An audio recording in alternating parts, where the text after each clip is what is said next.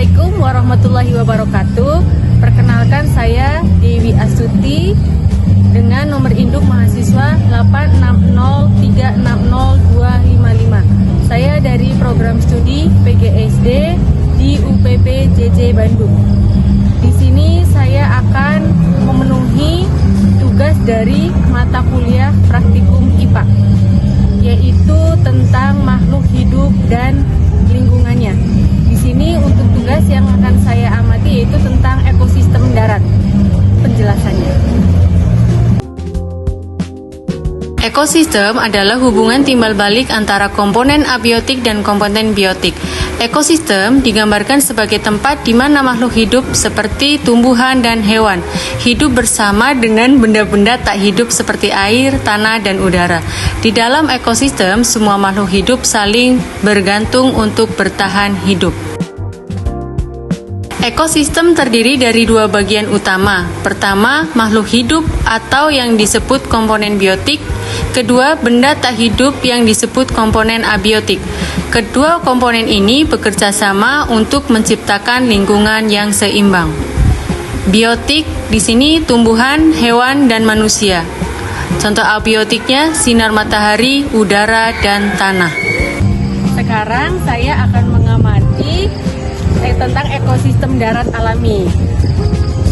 Alat yang saya gunakan yaitu buku dan alat tulis untuk pengamatan. Sekarang saya ada di hutan. Ekosistem darat alami. Komponen abiotik di hutan. Pertama ada cahaya. Cahaya membantu tanaman untuk berfotosintesis. Kemudian ada tanah. Tanah yang subur menjadi tempat untuk tanaman tumbuh. Selanjutnya udara. Pepohonan yang ada di hutan menghasilkan oksigen atau udara yang bersih.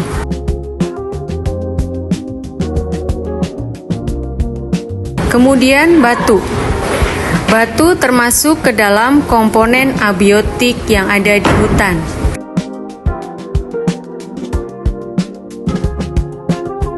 Selanjutnya ada air.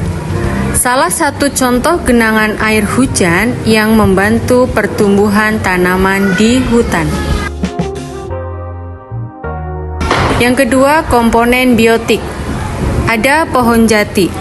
Pohon jati tumbuh tinggi di hutan.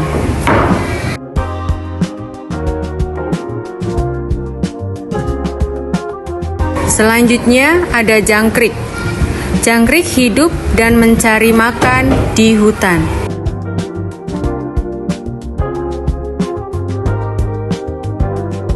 Ada kaki seribu. Kaki seribu termasuk hewan komponen biotik yang ada di hutan.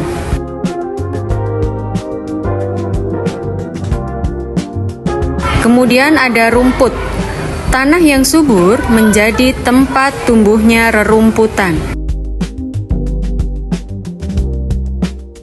Ada tupai. Dahan-dahan pohon yang ada di hutan menjadi tempat tinggal untuk tupai. Sekarang saya akan mengamati tentang ekosistem darat buatan. Sekarang saya ada di sawah. Ekosistem darat buatan, yaitu ada komponen abiotik sawah. Di sini ada udara. Kita bisa menghirup udara di sawah tanpa polusi.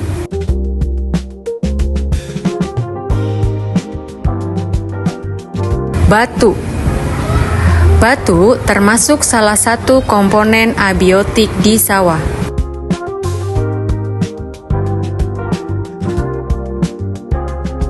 Air. Air membantu padi tumbuh di sawah.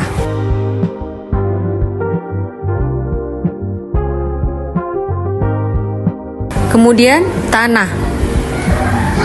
Tanah yang subur membantu pertumbuhan padi di sawah. Selanjutnya, cahaya. Sinar matahari membantu pertumbuhan padi.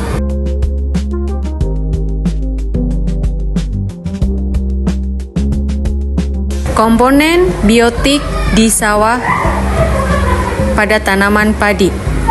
Tanaman padi tumbuh subur di sawah. Capung. Capung hinggap dengan bebas di sawah.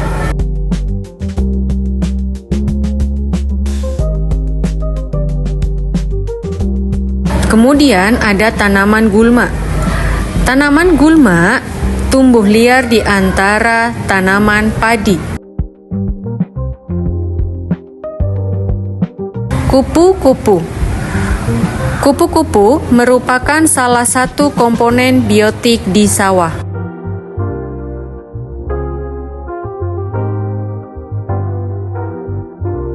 Burung. Burung terbang bebas mencari makanan di sawah.